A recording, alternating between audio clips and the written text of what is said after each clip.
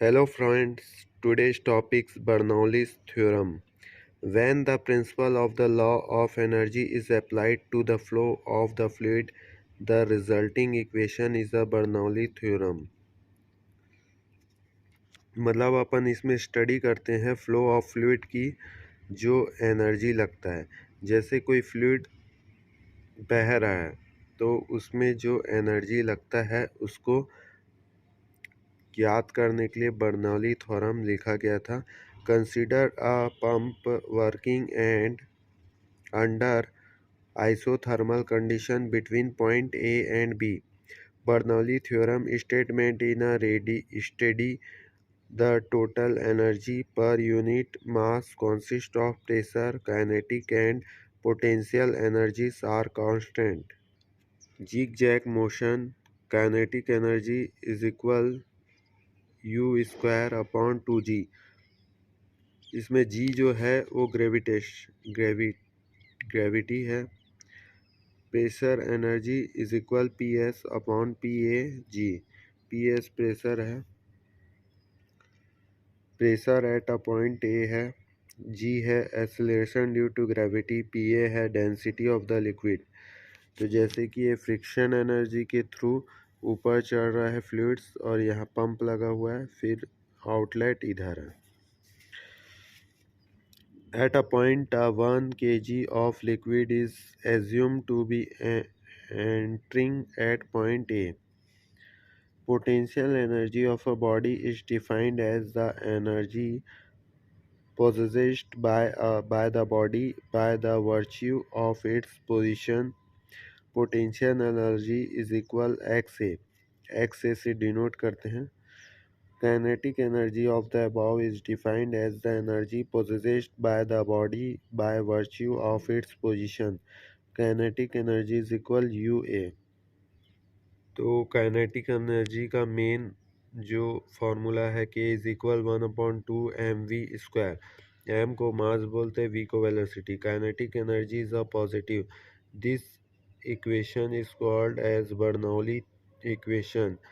Application of Bernoulli theorem used in the measurement of rate of fluid flow using flow meters. It applied in the working of the centrifugal pump. In this, kinetic energy is converted in the pressure. अब देखेंगे energy losses. According to the law of conservation of energy, energy balance have to be properly calculated. Fluids experience energy losses in several ways while flowing through pipe. They are frictional losses in the fitting, enlargement losses, contraction losses.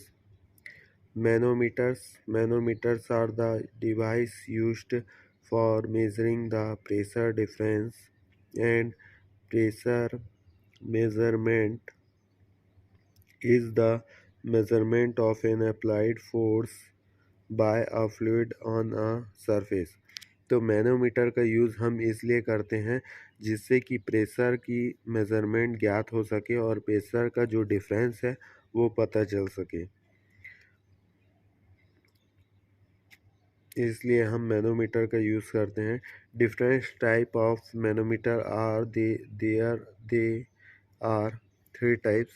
तो ये पहला है simple manometer, second है differential manometer, third है inclined manometer.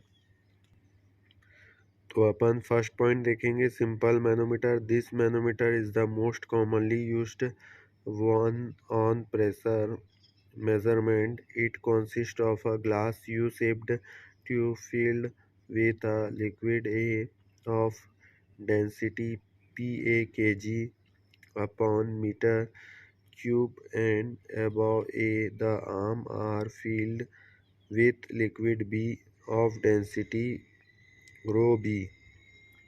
The liquid A and B are immiscible and the interference can be seen clearly. If two different pressures are applied on the two arms, the meniscus of the one liquid will be higher than the other press। तो अब ये diagram है simple manometer का। ये YouTube जैसा दिखता है। इसमें लिक्विड ए, ये भरा हुआ लिक्विड है इधर भी, और लिक्विड भी इस पार्ट्स में है। प्रेशर है, प्रेशर यहाँ से अप्लाई हो रहा है, प्रेशर टू इधर है, और स्टार्टिंग यहाँ से हो रहा है 1 2 फिर 3 4 5। ओके, आप देखेंगे second differential manometer. This manometer are suitable for measurement of the small pressure difference. It is also known as two fluids is a fluid U-tube manometer. It contains two immiscible liquid A and B having nearly same densities. The U-tube contain of enlarged chamber on both limbs.